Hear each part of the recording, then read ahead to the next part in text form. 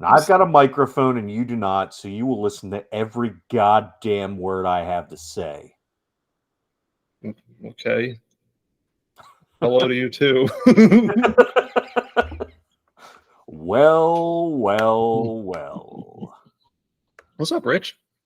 So, This is the Noise Brigade bringing it back at you. yeah, wide awake at 10 o'clock on a Sunday. Woo! You need to blow off some steam. You just had a couple-hour ride back on the road, so you need to. You're amped up for this. Oh yeah. It was just a test too that bothered me. Melanie died, and Carl Weathers. Carl Weathers just died. Yeah, Carl fucking Weathers. Yeah, I saw that. Yeah, actually, yeah. Rich, you need to comment about that real quick because you just met Melanie not that long ago. Yeah. She looked dead when I met her, so it isn't really a surprise. It was funny. It was not funny. But yeah, I went to a horror convention. This one was in East Rutherford, New Jersey. It's a rather big one. It's Chiller Theater, and they get like musical guests too. And yeah, Melanie just happened to be on their guest list. So I got everybody else I wanted to see that weekend, and I went to go stand in line for Melanie. And surprisingly enough, Melanie did not have a big line. For people who don't know who Melanie is, maybe we should start there. Melanie was most famous for her song, Brand New Roller Skates or Brand New Key. I got a pair of brand new roller skates. You got a brand new key. And as you get older, you realize that's totally a song about sex. Yeah. And it becomes even cooler. And then apparently at some point in time, she may or may not have banged, not Keith Richards, the other one with the big lips. Not Steven Tyler. But, thank you. Yeah, Mick Jagger. And I mean, she had some good songs on it. She was a 60s folk, rock singer kind of thing. She was at Woodstock. Blah, blah, blah, blah. Fast forward, Woodstock was 69. I met her 2 years ago. So 60 years later, whatever the hell it would be. She was a very beautiful younger lady who's now grown to be 280-ish and in a wheelchair. And so I waited in her line. And we waited in her line. And apparently she went up to take a nap, and now nobody could find her. I'm like, Melanie's old. And she went up to take a nap, and now nobody knows where she is. Has anyone checked to make sure she's still alive? And eventually her son brought her. She was there with her son. Apparently she's toured, even like recently, up last year, she was touring with her son who was playing guitar with her, and they were still, doing music and stuff. And she still had a really nice voice and everything. She just didn't look like Melanie, but I don't imagine if I make it to 70-something, I'm going to look the same as I do now, so I don't want to hold that against her. So I almost feel bad for calling her fat, but she did get a little big. But she was a very nice person. She had very nice flowery writing on the records I got signed by her. I wasn't the biggest fan. I just happened to have a couple records, and she was there. So it was one of those kind of things. My only introduction to her was when they used that roller skate song in one of the Jackass movies. I thought you were going to say Roller Girl from Boogie Nights. Yeah. I've never seen Boogie Nights. Oh yeah, we've talked about that before. Yeah, you are. It's a great movie. So if I have ever said I'm a star, I'm a great big star, I'm a great big shining star, you have no idea what I'm talking about? No fucking idea. You also understand why you'll understand how Dolph Ziggler got his name. Because the lead character is Dirk Diggler. Yeah. That's Marky Mark's character. At the very end of it, he's a porn star. He's trying to get himself erect and ready to film, and he's just staring at himself in a mirror going, I'm a star. I'm a bright, shining star, and he's having a hard time getting it up because he's old and washed up at that point. It's a really good movie. I mean, despite the porn and stuff like that, it was good. Okay. Yeah, it's a good one. It's got an all-star cast, too. Philip Seymour Hoffman, Burt Reynolds, Marky Mark. This is and that to me, there's a lot of Graham. This is the anniversary of Philip Seymour Hoffman's death, too. I think it was like 20 years ago or something like that. Has it really been that long? Ago. Yeah. Oh, shit. Wow. It was this week that he died because I was just listening to a podcast about it. Yeah. I just don't remember how long. It was either 30 years ago, which I don't think it was, 20 years ago. 10 years ago. No. Yeah, it's got to be like 10. 10 years ago. Yeah. Because he did several things after that, too. Because, he was pretty, pretty active, really, up until the point that he died. Really, yeah. They used some computer magic to finish his role in Hunger Games, whatever Hunger Games movie that was. I think that was his last thing. So all right, now that we've started off with a downer, Carl Weathers passed as well. Everybody knows him. He was the original Creed in the Rocky movies. Yep. Yeah, he was Apollo Creed in the Rocky movies. He was Grief Karga in The Mandalorian most recently. He was, I can't remember the golf or the coach's name in Happy Gilmore.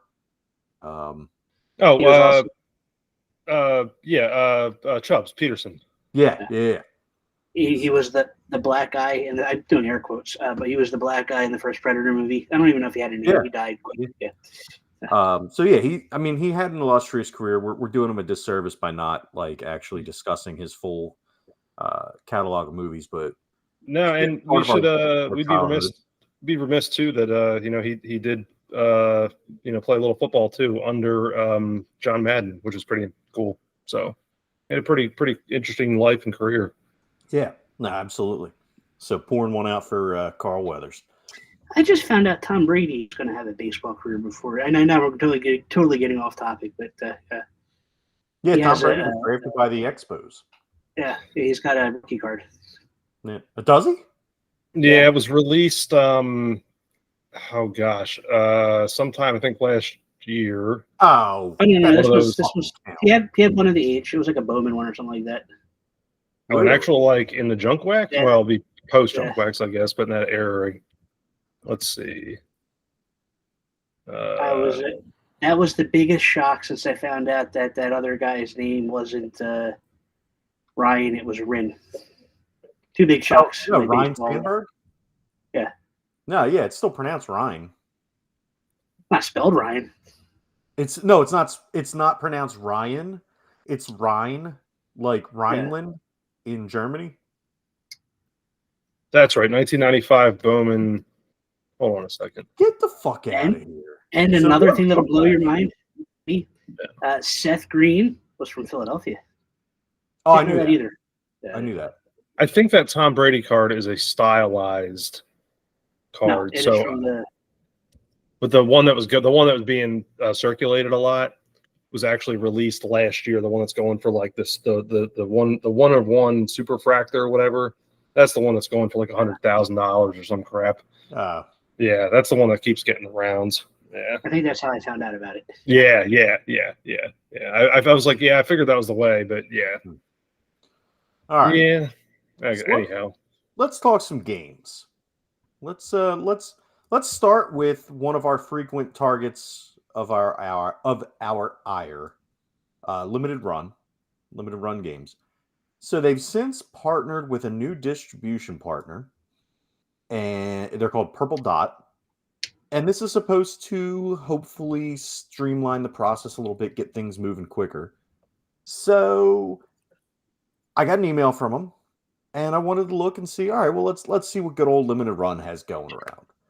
Because in addition to the news of them switching partners, they also have announced that they're going to be one of, when they can, they're going to try to, and we discussed this a little bit last episode, they're going to try to keep physical games alive on the Xbox Series X. So I figured, well, let's give it a look. Let's see what they got. And they actually have some stuff that kind of intrigues me. Some more than others, but there were three things that stuck out to me. And I'm like, all right, these three might be okay. An honorable mention to Era the Acrobat 2, which they're releasing on physical cartridge for the Genesis and Super Nintendo. I have no interest in it because I fucking hated the first game. So I'm not trying to get Era the Acrobat. But there were two collections that I'm interested in, and then there's another one that they're doing for the original consoles, the Genesis and the Super Nintendo. So that one is going to be Zero the Kamikaze Squirrel, which I remember hearing about when we were younger, but I never played. So I'm not likely to buy it, but it was just cool to see it. So they're doing a re-release of that. Now, the two collections, and these are coming out for the Switch and PS4, PS5, I believe. I don't think they're getting Xbox releases, but they've got multiple different collector's editions. And we'll get into that in a second too, as it relates to the new distribution plan. But they've got the Sparkster collection. So Rocket started off as Rocket Knight Adventure, and then for whatever reason, I guess they figured that wasn't a good enough name, so they changed it to Sparkster. And there's 3 games in the collection. They're releasing that. And Cosmic Fantasy Collection, which is it's some RPGs that came out on like I think like the Amiga and stuff like that. But it looks like it's like your classic JRPG type games. And so I'm interested in that because I like those games. And I figure, I might look into these couple games. But what I noticed when I looked at them is they, instead of making it so that, well, all right, I know you're just getting the normal standard edition. You have to wait until everybody who's getting all these super special editions gets theirs before you can get yours. They're now shipping. If you just order the game itself, you get that when it's ready. So, for instance, for the Sparkster collection, if you order the regular edition, it comes out like in August. If you order the special edition, it comes out in December. So you're not having to wait for everybody else to get their shit together before you can actually get your copy of the game if you don't want a special edition. And I think that's pretty cool. And I think honestly, I think that maybe that'll start alleviating some of the bottlenecking that they were getting with their stuff.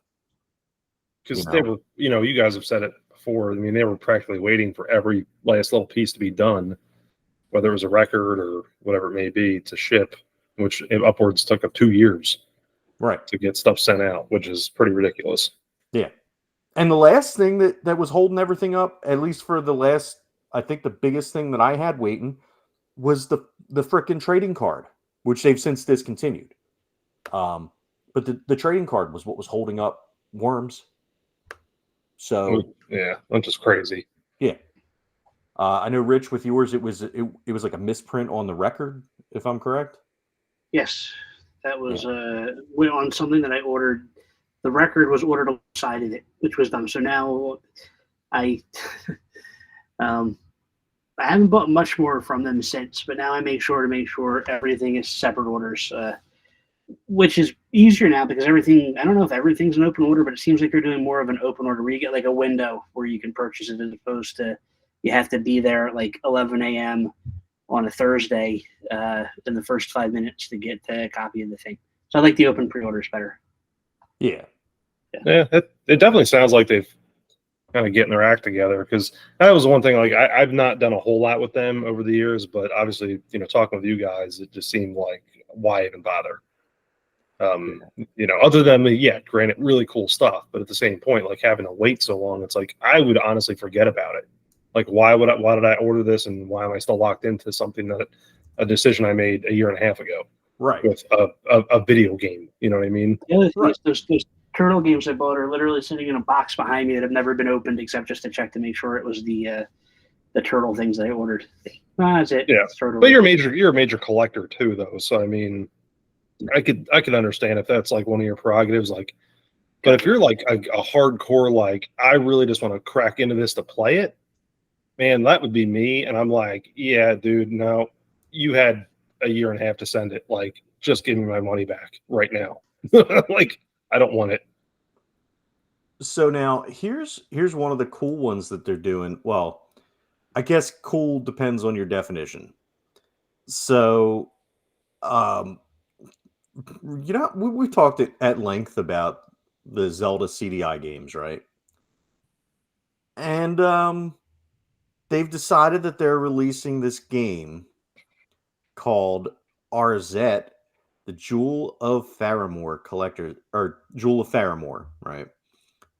And they are releasing I don't even know what to call it.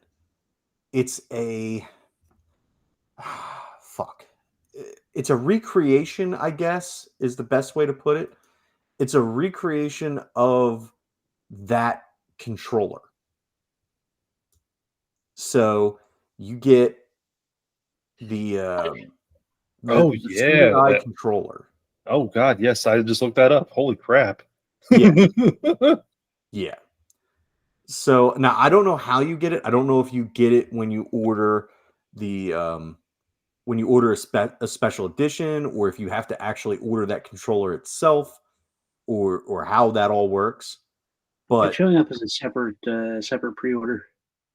Okay, so I mean, I don't know who in their right mind is gonna buy that, but I'm sure it'll sell out because it's something stupid. So, like, people are definitely gonna buy it. You know that. That controller looks like the type of controller now. Now, granted, I get the callback to the CDI, but it looks like the type of thing now that controls most objects like heated blankets. Yeah. Or air conditioners.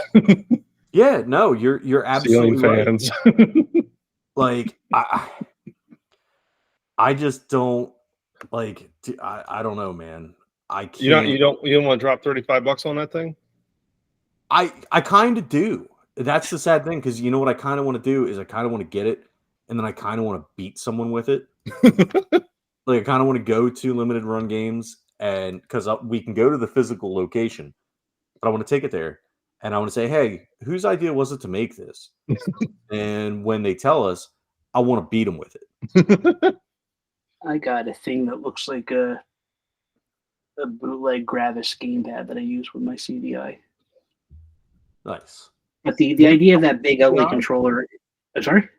You have a CDI? Of course I have a CDI.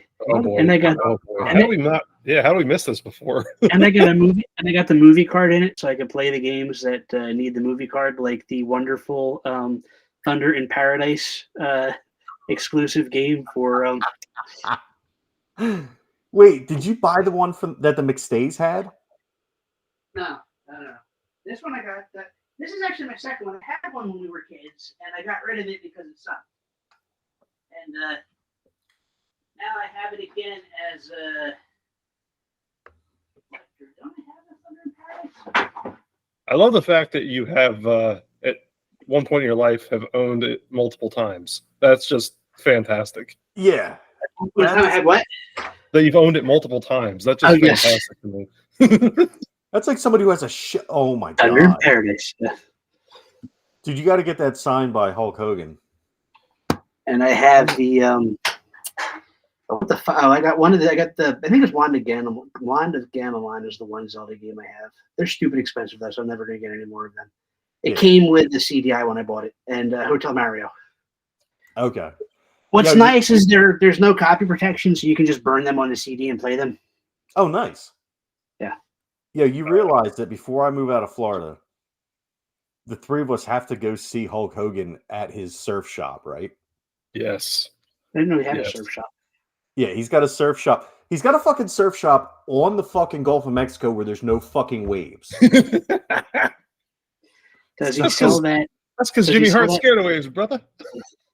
Does he sell that bootleg grill that was catching on fire? Does he still have stock of that? Probably. Dude, I wouldn't be surprised. He's got Hulk Hogan sex wax. It's just bootleg Ron John surf shop stuff. It just crossed out and it says Hulk Hogan, like an NWO, like he's got woo energy drink, but it's crossed out and says brother energy drink. Dude. Hey, it is the anniversary of Booker T telling Hulk Hogan he was going to come get him. Yep. And then dropping a racial slur. Yep. Yeah. I tell you what, though, you tell me, you find, through the annals of wrestling promo history, that's a top 10 passion. Oh, yeah. He just was running. It was like, oh, man. News now that Vince McMahon may actually be going to jail. Might do time. Like the FBI is looking into. He's being federally investigated. Yeah. Or not Hogan. Vince is fucked. Vince is going to jail. Johnny Ace is going. Johnny Ace may go to jail, but Johnny Ace turned on him. He said that he was a victim in the whole thing. And I was just doing what the boss told me to do. Yeah, he's basically got the plea deal now, so he'll get the sweetheart deal, and the boss said I should have sex with this girl, so I did. Yeah, he'll get minimal time, which is crazy. Yeah, which is ridiculous. You know who actually I was watching Shane Douglas talk about it last night on his podcast. and he was like, Johnny Ace, for all the shit that gets where he gets made fun of and stuff, dude actually has a way with women and really didn't need Vince to be handing him women on a plate. Like, as fucking crazy as that sounds. But he said, but no, him and then Brock Lesnar's dunzo. They marked down all his merch on the website. He's done. They're taking him out of the games. They took him out. They're taking. I'm surprised they didn't just completely get rid of it. Huh? Yeah, he's gonna be. I think he's gonna be the next Chris Benoit. Well, they just completely vanished him. Like, I'm surprised that there's anything even existent. Yeah, Lesnar still has stuff listed. That's crazy. Yeah, I have a feeling that he's going to be like, they're just going to stop mentioning him altogether on all media. Obviously not going into the Hall of Fame. Maybe when he's like old and decrepit. Hogan into the Hall. They brought Hogan back. Did they bring him back in? I thought he was. Oh yeah, they did put him back in. Yeah, Hogan was doing the. Plus, he did the voiceover opening to Rumble this year. Yeah. Oh, did he? Mm-hmm. Yeah. Oh, shit.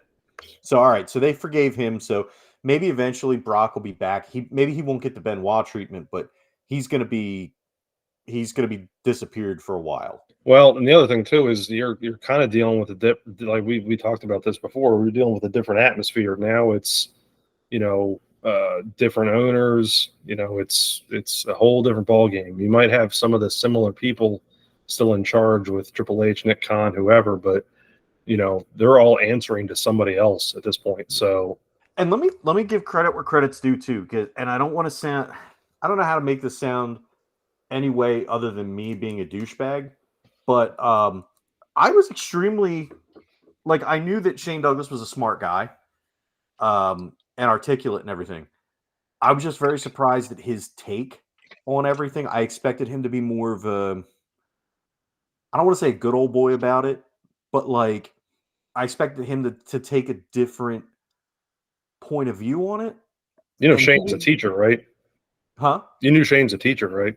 Like, I did not know Shane's a teacher. So Shane got his degree in education. He was a teacher, which was funny because it was like they always made the thing about Spike Dudley being the substitute teacher. Shane was a legitimate teacher, and then wrestling, and then when he was done with wrestling, he actually got back into teaching. Yeah, and I don't know if how much he stuck with it, but yeah, no, so the whole like Dean Douglas stuff in the mid 90s WWE, where he was like, made to be this very intelligent person, is fairly accurate. Oh no, well, and that's the thing, and I'm not, and that's what I'm saying. Like, I'm not trying to say he's not intelligent. I'm not trying to say any of that nature. I would never judge somebody on their intelligence based on the fact that they're a wrestler, because there's a lot of wrestlers are extremely intelligent people. But I kind of figured he would be more. I didn't think he'd be as progressive as he was on it, if that makes sense. I know what I want to say in my head, but I can't convert it to words. So maybe I shouldn't be a teacher. But you thought Shane Douglas was the rapist, is what you're saying? No. I didn't think Shane Douglas was the rapist. I just assumed that he would be more like, well, let's not. Let's see where the chips fall or whatever. He'd want to protect the business more than worrying about, anything else. And no, he didn't at all. He was very much like, listen, in the age that we're in, it's hard to believe that, that someone could be so evil to do what Vince did. Like he said, that's just pure unadulterated evil. That's not only is that someone's daughter, someone's sister, whatever, that's a human being. And the fact that someone can treat another human being like that is just it goes beyond it. He's so evil that if he just would have paid her the hush money he promised her, but he tried to fuck her over on hush money. Right. That's how evil it goes. Crazy. It's not, and that's not evil though. You know what that is? What he did is evil. Absolutely. The not paying the hush money is fucking arrogance. Yeah. That is no one on this earth. I have so much power and so much wealth, and I'm Vincent Kennedy McMahon, and no one can do shit to me because I fucking know people. because I'm Vince McMahon and I'm untouchable. Well, guess what, motherfucker? You're about to get touched in a big bad way in ways that you don't want to. Or maybe you do. I don't know. And I'm not judging you. Whatever you want to do is up to you. But now you're going to know what it feels like. He could run for president. Huh? He said if he was a few years younger, he could run for president. That's true. But now he's gonna know what that girl felt like, because he's gonna be, well, no, he's not. Let's be real.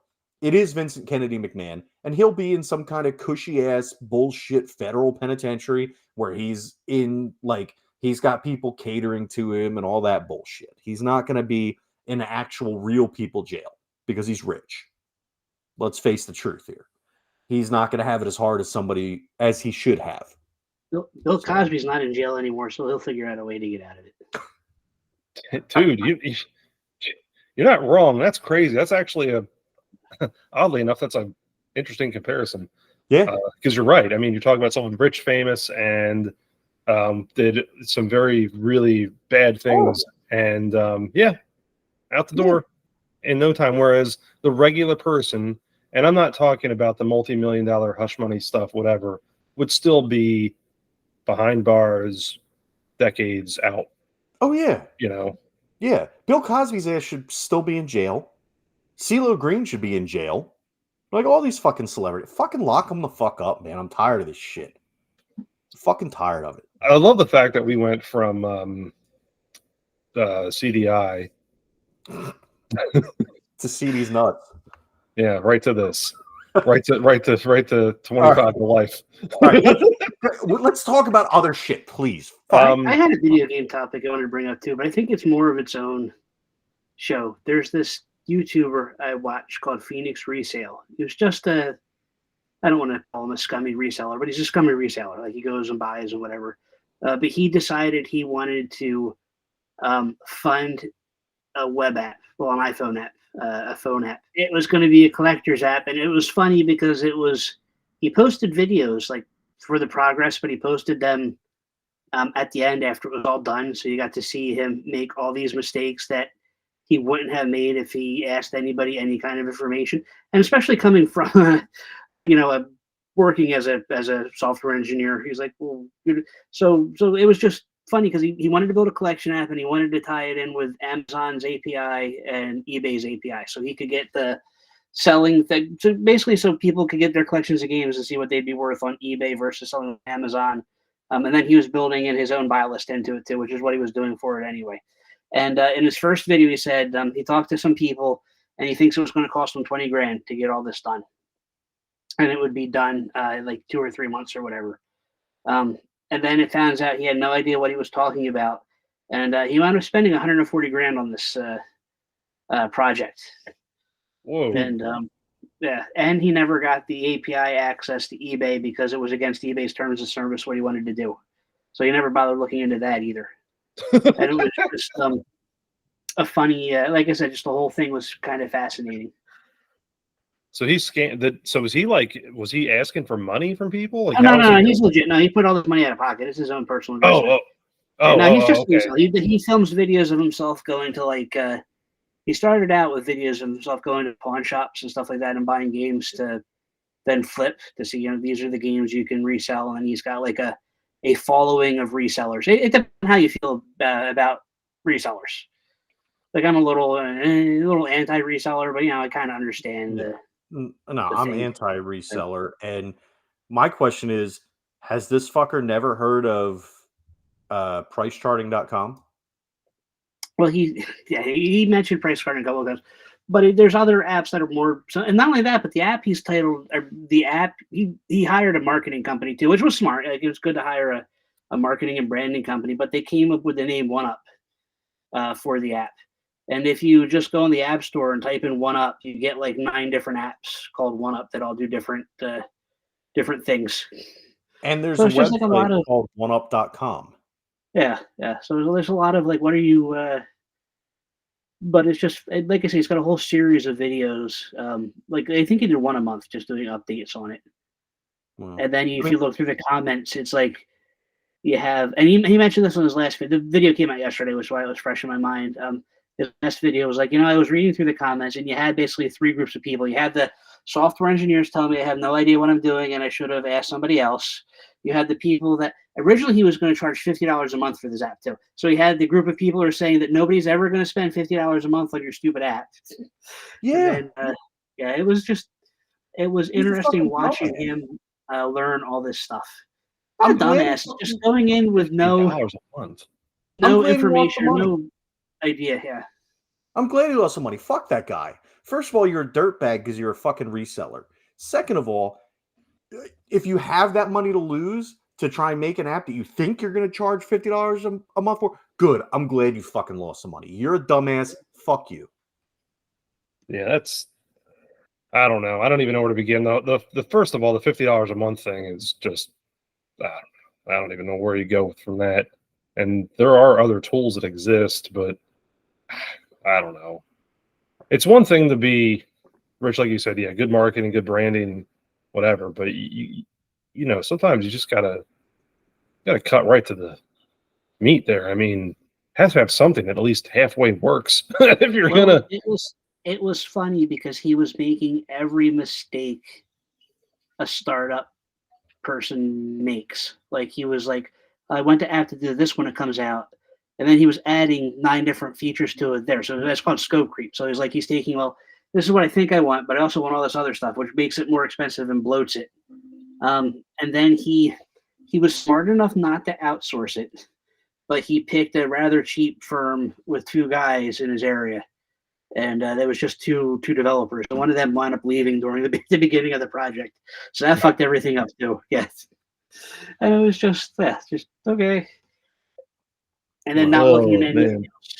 There's Game Eye is one I use that lets you scan your stuff. It takes a picture, like it can do a search by photo, and then. But what he's building is there's this app called TCG Player, where you can look up like any kind of trading card game, like Pokemon, Magic, or whatever, and group them into different lots and stuff like that too.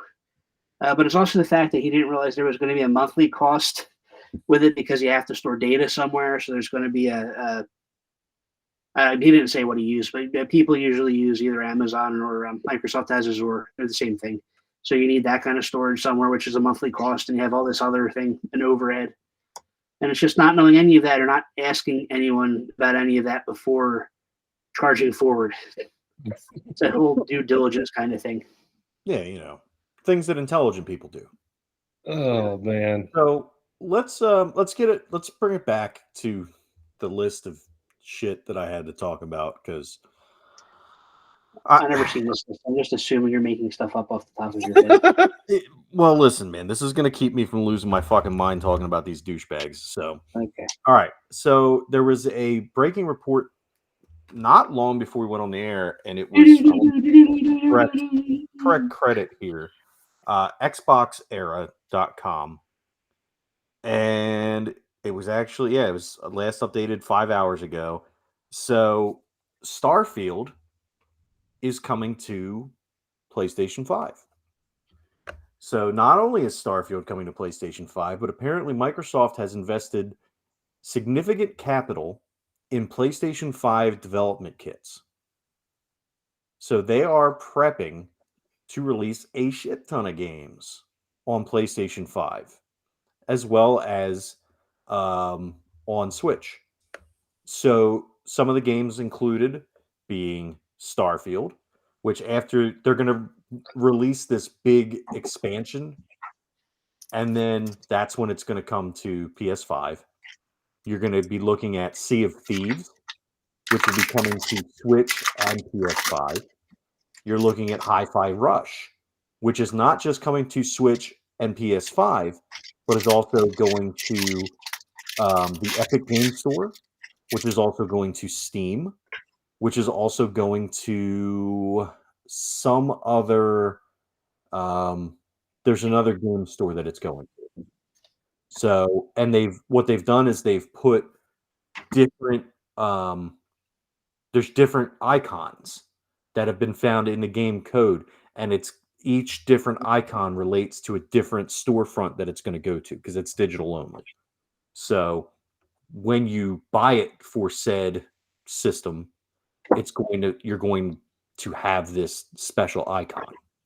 for each system it releases on. And then on top of that, they're said to be reversing course on Bethesda games going forward being Xbox only. And that is including Indiana Jones.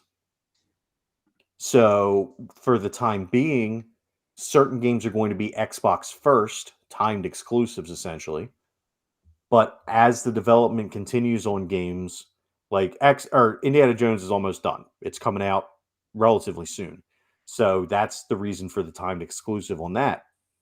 But going forward, it seems like what their plan is that the majority of their stuff is going to be platform agnostic. And we talked about this a little bit last episode with they laid off their entire physical media staff. So they're planning on going to that all digital future, which tracks with, we talked, how many months ago, we talked about that leaked FTC filing where they're going to do the Brooklyn, where it's the updated Xbox Series X, where it's a cylinder and it's got 2 terabytes of onboard storage, and then it's not going to have a disk drive. This is all tracking for that. So they're saying that's going to be out in September. This is right in line with it. They're going to stop making physical games, and they're going to go all digital and basically essentially turn themselves into a third party. Yeah, which we've talked about this for a long time now. This wasn't just this episode or last episode. And it makes sense. I mean, hell, look the name of the company. It's Microsoft. I mean, it's not Micro hard. Yeah, exactly. When they were going through the whole purchase of Activision, they admitted that they lost this generation hardware-wise anyway, hardware-based. So It makes sense.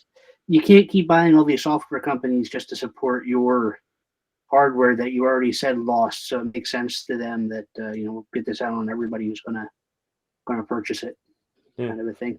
And that was what they've been saying is internally there's been a lot of pushback against going multi-platform, but at the end of the day, what it came down to is how much money are we leaving on the table? So, yeah. That and now it's interesting. Now it's even more interesting now because now you basically have Nintendo and Sony that can sit there with if this does happen and they start releasing, what are supposed to be exclusive titles to other companies. It's like, what do the other guys do? And is there, like Bob, you and I talked about this, is that Nintendo Microsoft partnership, is that a potential thing on the horizon, as a competitive advantage to, who knows? Or is it just, hey, you know what? We found more ways to make ourselves more money. Whatever. We don't care anymore. And the other thing, so one more thing on potential hardware and such. Sony is kind of gearing up for that war against Nintendo because that's really who it is. And I think it's stupid for Sony to even really worry about fighting against Nintendo because I feel like every gamer has either an Xbox or a PlayStation 5 as their main gaming system and then has a Nintendo for Nintendo exclusives. One way or the other, I feel like that's kind of how it goes. See, I have it backwards. I play more games on my Switch than I do on my PS5. Well, no, movies on the PS5. I'm guilty of that too. And I agree. No, I'm the same way. But what I'm saying is, for the people who are playing Call of Duty or people who are playing Madden or NHL or the show, they're not playing that on their Switch. No. Right, exactly. So they've got, for the big AAA titles, they've got their Xbox or they've got their PS5, and then for everything else, they've got their Switch. And it works well. It works well that way. Sony, however, is currently in development on an actual handheld that is supposed to have at least the power of a PS4 Pro and will not be relegated to just a streaming device like the PlayStation Portal. Do with that information what you will.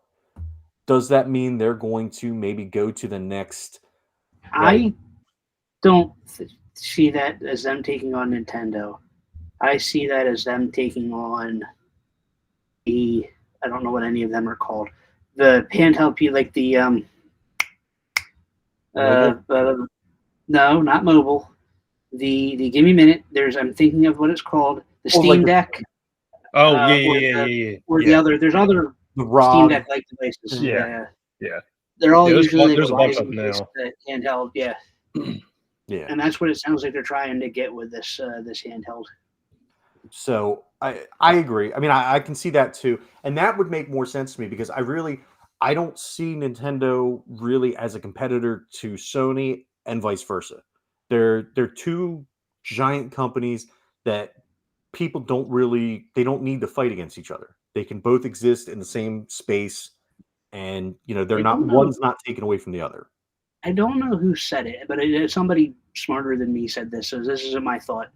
But Sony has historically had a problem where they're different. Sony, being that large company, the different groups inside the company don't talk to each other. So they said that they had problems where like the people that make the games and the people that make the music and the people that make the movies, that make the hardware never talk to each other. So you wind up with these ideas that start somewhere that would work better if you got help from other groups, never get the help from the other groups, and that's why they fail. So this could be one of those ideas too. It's like, well, if the hardware group wants to make this, so they're going to make it. Which maybe I forget we haven't even heard about it since it was released. That handheld thing they did that was just a mirroring device. The Portal. Yeah. The backbone just got an update where that lets you use it as its own controller. So now you can use that with your phone or whatever, or you can use it just as a controller for your PS5. So now that has more use than the Portal thing that Sony just put out. Yeah, for what? Because the backbone's what, $50 cheaper, right? Yeah. Or No. Wait, how much? Maybe is the more than that. Or is $100 cheaper? I think it's $100 cheaper. Yeah. No, what's the Portal? $200, right? Yeah, it's $199, right? Yeah, a backbone's $50. No, I think it's $100. Are you sure? I don't know. Peyton got one for Christmas. I thought it was only $50. Let's see. Backbone PS5 price. No, it's $80. $80. Okay. Yeah. Right. Seeing 99. I'm sorry, 99. All right. So okay. It's been on sale though. Like at Christmas time, I think you could have got them for around. Yeah, it's very likely. Yeah, I'm sure there could have been a special. Yeah. Right. I think regular goes for $100. So. All right. So $100 less than what you're paying for the Portal. Now you can play anywhere. You can get the remote app for everything, and play your PS5 games right on there, anywhere. Right. Yeah, it's actually a pretty genius device, really. I mean, not that I think it's neat. I don't know that I still haven't found a way that I'd want to sink $100 into that. I don't know why but maybe that's just me because I don't have the, if I'm playing a game on my phone, it's some crap free mobile app that I downloaded. That's just the nature of who I am, and I'll play it for 10 minutes and I'll be done with it. But I could certainly see, like you said, the kid generation of the kids now, certainly something that they would be digging, that age into high school, Hey, I just found out that if you have the Xbox app on your phone, you can play Microsoft Joule 2 on it, and I've been fucking addicted. I paid $0 for that. But you had mentioned the Starfield thing, and we've talked about it here before, and in off pod and whatever. And I hemmed and hawed and really thought about looking at an Xbox just to play that, because I was like, I'm still itching to play that game, but I just couldn't justify sinking the money into the Xbox. It just couldn't do it. It's like I have PS5, also there's stuff that really wasn't touching, and it's like, am I really gonna spend the money to do this? And then all of a sudden, hear about this tonight, and it's like, well. Yeah, I was sad about Indiana Jones, but the same thing. I wasn't going to buy another console just to play Indiana Jones because I still haven't finished RoboCop, and I really like that. So yeah, I mean, it's funny you just said talking about playing stuff. Like, I've literally the only game I played for the last month, like religiously, has been the newest Zelda. So it's just on my Switch. It's all. I think we use the kids Tommy will click and play on the PlayStation from time to time, but I think I use that more as a multimedia streamer than anything else. Yeah, I finally started playing Halo Infinite, so I've been playing that on the Xbox, and I've been playing Pokemon on the Switch, and I'm gonna get Mario vs. Donkey Kong when that comes out on the 16th. I think that's in my queue. I like those type I've of been games. thinking about picking up Tekken 8, but I also want to go back and play Baldur's Gate. And there was that's Spider-Man 2. I never picked that up either. Yeah, Spider-Man 2 looks good. Even though the first one kicked my ass, like I just sucked at that game. But I really want to play it. Yeah, I almost 100%ed the main game and then started playing some of the DLC and got bored because the DLC was just it just kind of felt tacked on.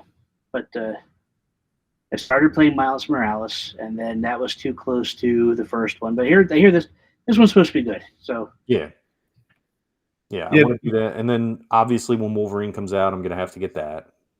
And I second the Baldur's Gate thing. I definitely need to dig into that. That's certainly up my alley. I just, I still where's the time go, guys? I mean, come on.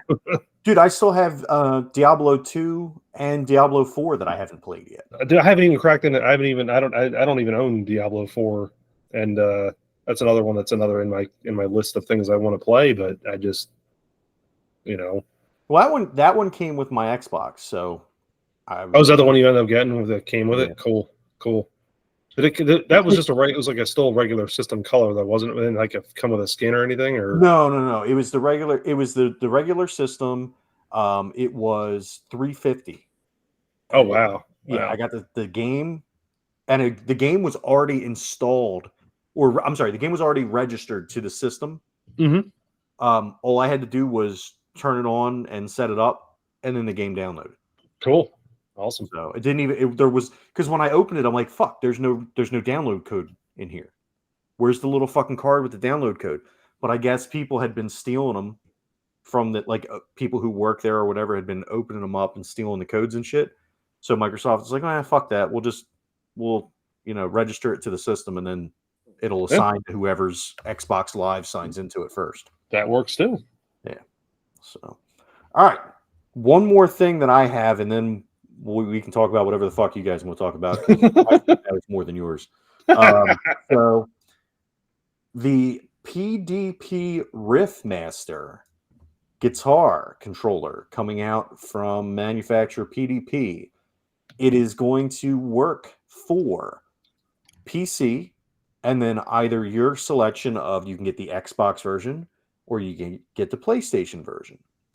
The Xbox version works with Xbox One and Xbox Series systems. The PlayStation One obviously works for the PlayStation 4 or the PlayStation 5. And the reason it's coming out, as much as I shit on this game and I hate it and I can't stand that it fucking exists, but thanks to Fortnite. Because Fortnite has had a Rock Band festival going on in their game where you play Rock Band essentially with your keyboard or your controller.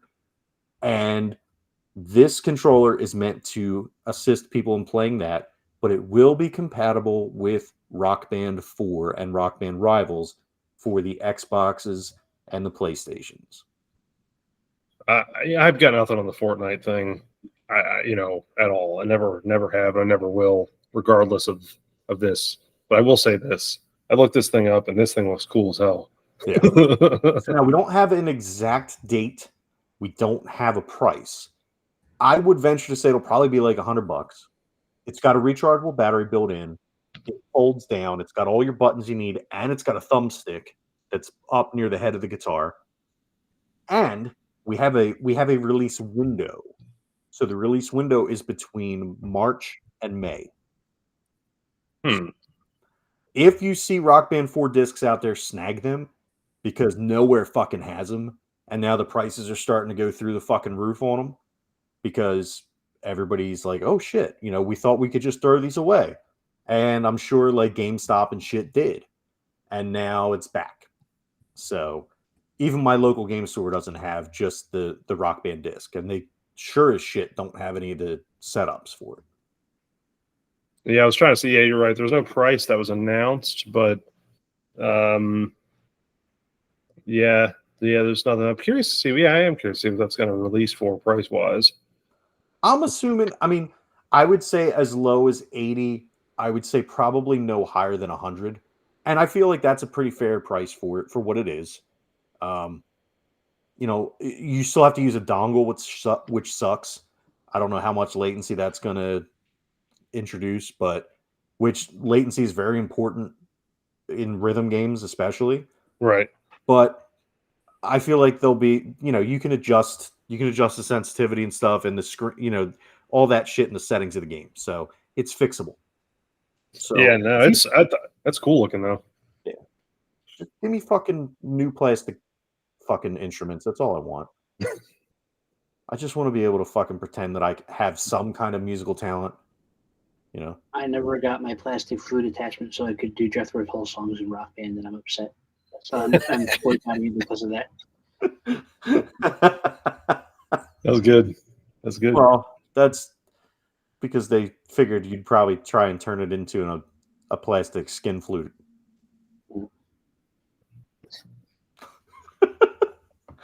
All right. So what else do we got? Anything? No, you threw out the Starfield thing. I thought that was cool. It's still top of my list. I got nothing. Rich, what do you got? Oh, I watched the last couple episodes of the Kevin Smith He-Man Revolution. They called it something different, but it was the end of the season of the first thing. And I really, I liked the first half too, and I really enjoyed the second half. I think it was worth a watch. I thought it was. My point of view is the original He-Man cartoon sucks if you try to watch it as an adult today. It was like horrible animation. It was an advertisement. The storylines were terrible, but we were kids, so we didn't know any better. This is like just a modernized version that's fun to watch. So I recommend that. But let me ask you this: Have you watched Echo at all on Disney Plus? No, not yet. No, I heard it's really good, and I heard they have Kingpin and Daredevil in it, so I really want to watch it. I watched the first episode of a show called, I think it's called Obliterated on Netflix. It's about it was actually, I heard about it on Pen's podcast, and then another friend of mine recommended it. It's this team of action heroes. There's a bomb a nuclear bomb in Las Vegas, and they go and they get a team together. And this is the first episode, and they find the bomb and disarm the bomb and capture the bad guy. And then say, hey, we finished this thing. We're in Vegas. We have all this money left over from the government task force, whatever they put together.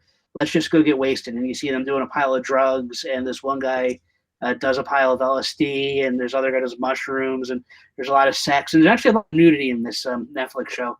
And then at the very end of the first episode, you find out that there's another bomb, that this wasn't the bomb that they were going after. So now the rest of the season, they have to go do it while they're all super high and on psychedelics and stuff like that.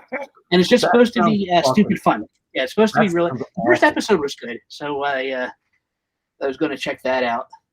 That sounds awesome. And I started watching. I haven't watched it yet, but I think there's a new season of Clone High on HBO Max. So that started. Yeah. Yep, season 2. Yes. Whatever you want to call it. And I started watching the new Martin Scorsese movie with my mom. Flowers of the. I'm sorry, because I forget what it's called.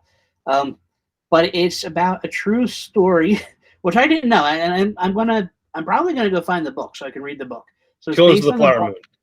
Thank you. Yeah, that's based on a historic thing where this Indian tribe, the Osage, wound up getting all moved out to Oklahoma, and the land they have in Oklahoma turns out to be rich with oil.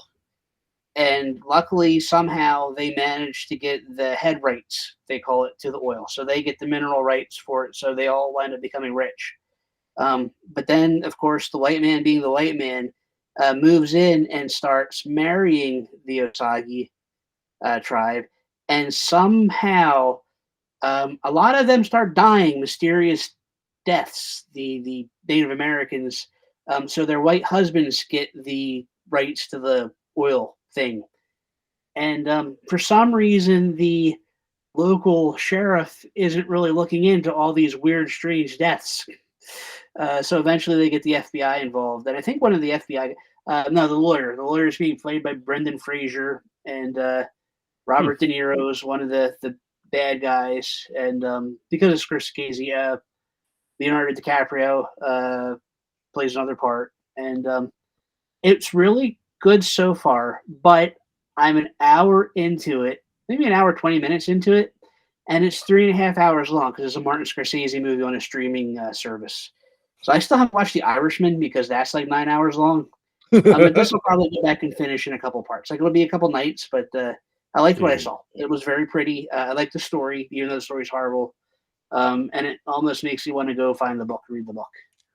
Fucking Whitey, fucking it up for everybody. Well, I just looked it up, and it's based off of the Osage Indian tribe murders, and it says, if the Wikipedia, just real quickly, Osage County, Oklahoma, and it happened between 1918 and 1931, and it says the deaths at least numbered 60 and above, but it could potentially have reached into the hundreds. Jesus. So, yeah, that's nuts. Fucking white man. Yeah, luckily they go out, and it's not the FBI. It was ever the precursor to the FBI was. They went out and got them to come investigate, and I think the Pinkerton even involved too. Like they just had a couple different. It was just really fascinating. Like I'm not that far into it yet, but I liked what I saw. Tom, what have you been watching lately? Anything? Just still watching AP Bio. We just kicked into season 3. We don't really do anything too crazy, so I have to have something lighthearted. Yeah, no. There was from the same podcast I was talking about earlier, that 30-20-10 one. There was a Matthew Berry show that I never heard of, called Garth Marenghi's Dark Place. Oh yeah. That was on. They would play that on Adult Swim. Did they? Okay, I never heard of it before, so I started watching it. This guy plays basically Stephen King, and the premise is he created this series for the BBC that the BBC never aired, but because they're looking for stuff to air, they pick it up. So it looks like a bad 80s horror show, television show, like to the point where it looks bad, and you can see like they shoot to the guy. You have the guy in one frame. They go back to the guy he's talking to. They shoot back, and the guy's got like something in his hand. And there's all these inconsistencies like that. It's fucking great. And it's like I said, Matthew Berry plays a main role. Richard Okoye. I don't know any of these people's names. Yeah. The guy from the IT Crowd. Yeah. And it's just great. Thank you. That's it. Yeah. Yeah. No, I need to watch it. He's got a woman who's psychic, and it's just it's wonderful. I've seen a couple episodes of that, but it was one of the ones that was on at like 4 a.m. That it's for free on Amazon Prime if you have Amazon Prime. Nice. Cool. And there's only being a British series. It's only 6 episodes long. So sweet. It should be easy to blow through.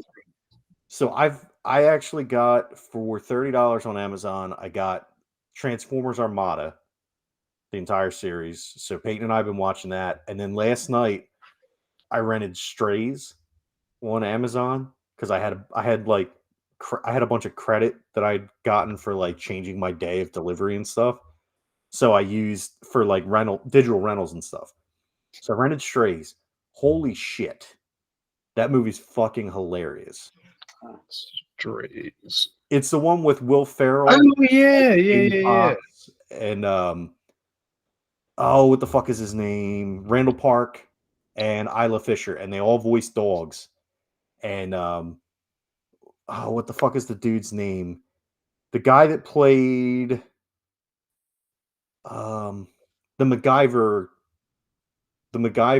like ripoff on Saturday Night Live. Oh, Will Forte. Yeah, Will Forte is the owner of Will Ferrell's dog, and he abuses Will Ferrell throughout his entire life, and then he drops him off in the city, and he meets up with these other stray dogs, and they're like, "No, dude, your owner hates you. He was trying to get rid of you. He never wants to see you again." He goes, "I'm gonna go rip his dick off," and so the whole story, it's like Homeward Bound, but the whole time they get drunk because they find beer that like a restaurant threw out, and then they get lost in the woods. They're heading back to his house, and they're going with them. So it's like fucked up Homeward Bound. And like they're lost in the woods and they end up eating mushrooms because they're so hungry, and then they all start fucking tripping and shit. And the one dog, so when they get high on the mushrooms, the one dog's like, "Oh, look at all these stuffed animals I found in this hole."